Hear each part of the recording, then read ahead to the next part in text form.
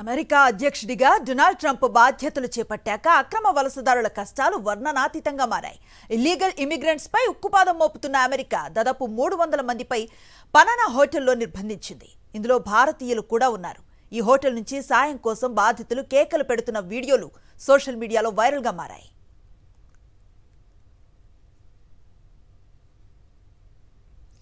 Panama హోటల్లో భారతీయులు తీవ్ర ఇబ్బందులు ఎదుర్కొంటున్నారంటూ వచ్చిన వార్తలపై విదేశాంగ శాఖ స్పందించింది. భారతీయులు క్షేమంగా ఉన్నారంటూ ప్రకటన జారీ చేసింది.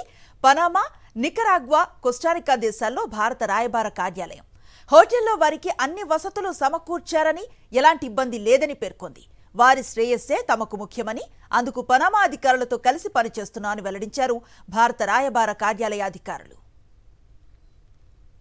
మరోవైపు అమెరికా బహిష్కరించిన అక్రమ వలసదారులను ఓ హోటల్లో నిర్బంధించారంటూ వచ్చిన వార్తలను పనామా ఖండించింది. వలసదారులను ఉంచిన హోటల్ పోలీసు అధికారుల పర్యవేక్షణలో ఉందని వెల్లడించింది. హోటల్లో వారికి అన్ని సౌకర్యాలతో బస ఏర్పాటు చేసినట్లుగా తెలిపింది. ఇక్కడ ఉన్నవారిలో 40% మంది తిరిగి తమ స్వదేశానికి వెళ్లేందుకు ఆసక్తిని చూపటం లేదని పనామా అధికారులు పేర్కొన్నారు.